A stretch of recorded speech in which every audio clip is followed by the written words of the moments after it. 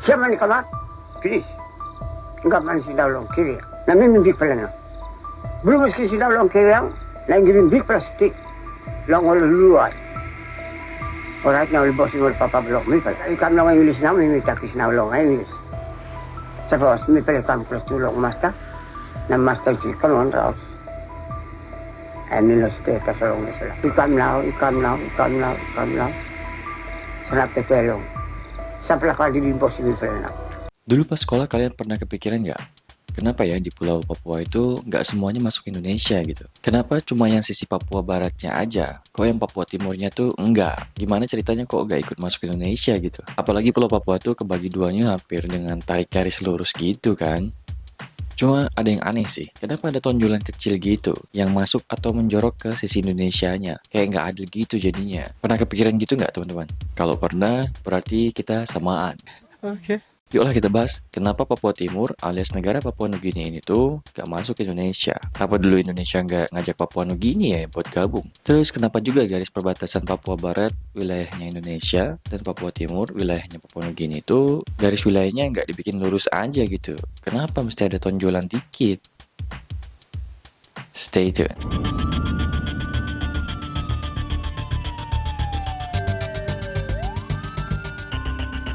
Oke, jadi menurut Kompas nih teman-teman, negara kita Indonesia dalam proses kemerdekaannya tuh mengakui seluruh wilayah bekas kekuasaan kolonialisme Hindia Belanda sebagai kedaulatannya. Jadi dulu tuh semua daerah bekas jajahannya Hindia Belanda bergabung menjadi satu negara, yaitu ya Indonesia. Nah, salah satu wilayah yang gak masuk ke dalam wilayahnya Indonesia tuh ya Papua Nugini ini. Padahal Papua Nugini kan berada di dalam satu kawasan dengan Papua Barat. Mereka kan masih satu pulau. Kenapa Papua Nugini nggak masuk aja ke wilayah Indonesia? Ya, jawabannya simpel. Karena beda bekas jajahan. Iya, gitu. Oh my god! Wow! Jadi menurut Britannica, perbedaan sejarah kolonialisme Papua Barat dan Papua Nugini itu, kalau berdasarkan catatan sejarahnya, kayak gini cuy. Pulau Papua kan terbagi menjadi dua tuh, yakni Papua Barat yang masuk ke wilayahnya Indonesia dan bagian timurnya Papua Nugini yang menjadi negara sendiri. Antara Papua Barat dan Papua Nugini, ini tuh memiliki sejarah kolonialisme yang berbeda. Papua Barat ini pernah dijajah oleh Belanda, sementara Papua Nugini tercatat pernah dijajah oleh Jerman, Inggris, dan Australia. Jadi kita nggak bahas yang Papua Barat dulu ya.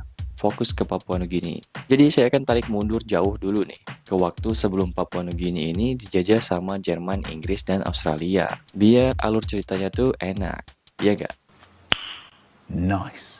Masih menurut Britannica nih cuy, Pulau Papua Nugini ini kemungkinan sudah dihuni oleh suku aslinya sejak 50.000 tahun sebelum Masehi. Jadi ini yang dimaksud secara keseluruhan Pulau Papua ya cuy. Pada sekitar 7.000 tahun sebelum Masehi, para suku asli ini ditemukan jejaknya di dataran tinggi dan mayoritas warganya hidup dari bertani. Karena banyak ditemukan bekas-bekas drainase rawa yang luas, juga bekas irigasi yang kelihatan dari cekungan-cekungan di situ. Sebenarnya nih, sebelum orang-orang bangsa Eropa pertama mendarat di Papua, orang-orang pribumi Indonesia dan Asia tuh udah menjajakan kaki duluan di Papua ya, khususnya untuk Papua Barat. Sampai pada tahun 1511, bangsa Portugis jadi orang Eropa pertama yang nemuin Pulau Papua. Tapi mereka nggak mendarat di situ nih cuy. Mereka ke Papua lagi dan mendarat di situ pas tahun 1527. Gitu. Oke, sekarang kita time skip. Pada tahun 1828 nih, Belanda ngeklaim Papua Barat tuh sebagai bagian wilayahnya kolonial Hindia Belanda. Nah, jadinya sisi timur Pulau Papua ini kan kosong tuh. Saya bagi dua lagi ya, biar gampang jelasinnya. Saya bagi dua sisi. Jadi sisi atas alias utara dan sisi bawah alias selatan. Lanjut. Terus pas tahun 1870-an, Kapten John Moresby dari Inggris Raya mensurvei sisi pantai sebelah timur yang bagian bawah alias selatan cuy. Dan pada tahun 1888, sisi selatan itu dianeksasi oleh Inggris Raya dan dikasih nama Nugini Britania. Terus pada tahun yang sama juga nih, Jerman datang buat aneksasi Papua yang sisi sebelah utaranya dan dikasih nama Nugini Jerman. Gitu cuy. Nah, ginilah ceritanya kenapa bisa Papua Barat dan Timur tuh bisa beda kolonialisme ya. Siapa ni kamat? Kiris. Enggak man si daulong kiri. Namin big pala na. Belum meski si daulong kiri yang lain big plastik. Long ol luai. Orang na ol boss ngol papa blok mi pala. Orang ikan na English na mi takis na long English. Sapos mi pala kam kelas tulong master. Na master si kanon raus. En ni los tetas along the south. Ikan lao. Senap tetelong. Sampai kali di impossible pernah. Sampai sini gimana cuy? Seru nggak? Seru dong. Udah mulai ada yang mau dikomen?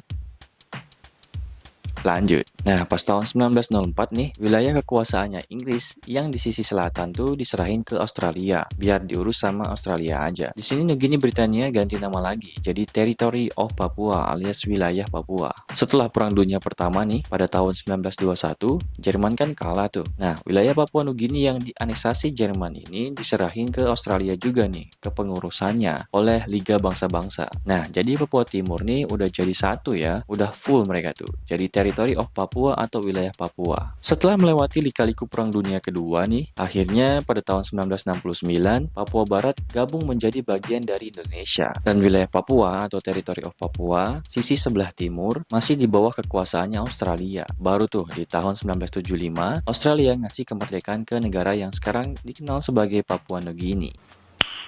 Nice. In the 1960s, politics across the Pacific was dominated by a contest between colonial control and self-determination. Delegates attending the 1965 South Pacific Conference at Lae in Papua New Guinea saw a chance to strengthen regional identity and push for greater Pacific representation. 60 delegates came from an area covering 13 million square miles. They represented 3 million people. Because of this, the range of the conference was wide. The social, economic, educational and health problems of the islands throughout the South Pacific. The conference is an opportunity to meet men from other Pacific islands. They exchange ideas and compare notes on each other's problems and progress. Influenced by a newly independent Western Samoa, a wave of Pacific nations actively began agitating for independence, including the people of PNG. Then the talking was over. From the humid coastland, delegates were airlifted to the Eastern Highlands. They saw and talked with the people, noted community development, watched the deadly skill of native archers. Similar scenes greeted Gough Whitlam 8 years later, making his first visit as Australian Prime Minister. Having campaigned to end Australia's colonial ties, he was determined to grant PNG its independence. But there were concerns a process was moving too fast. These concerns were shared by newly elected Chief Minister Michael Somare. We should not set a date for independence until we have achieved self-government and have had time to adjust to self-government.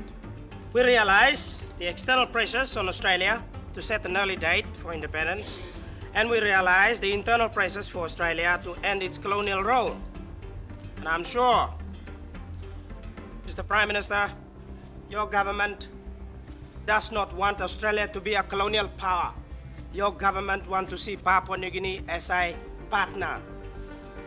And I think this is the feeling and this is the philosophy of a Labour government, that this country will be treated as a partner, not as a dependent country and not as another little colony, which was a practice for generations. I cannot stress too often that the decision for independence is not only a decision about Papua New Guinea, it is about Australia and Australia's view of her own proper role in the world. Australia is no longer willing to be the ruler of a colony, and my government is determined to divest itself of that role in the lifetime of the present Australian Parliament. By the end of 1973, PNG was a self-governing territory. In September 1975, Papua New Guinea gained full independence, Sir Michael Somare becoming the nation's first prime minister. Nah, jadi gitu cuy. Kenapa Papua New Guinea itu gak gabung ke Indonesia? Karena memang dari awal Papua Barat dan Timur tuh berbeda kolonialismenya. Oh ya, tambahan nih. Jadi setelah proklamasi kemerdekaan Indonesia, Belanda tuh mau menguasai lagi wilayah Nusantara cuy. Maruk bener emang ini Belanda. Cuma nih, usaha mereka gagal. Tapi Belanda nggak nyerah nih. Mereka ini kemudian masuk ke wilayah Papua Barat pada awal tahun 1950-an. Nah, pada tahun 1961, bahkan Belanda ini udah bikin Dewan Papua buat jadiin Papua Barat sebagai negara sendiri, negara yang independen. Tapi akhirnya di sini ada campur tangan PBB nih cuy. Dan PBB ini memihak ke Indonesia. Lalu akhirnya pada tahun 1969, Papua Barat gabung menjadi bagian dari NKRI nih cuy. Finally.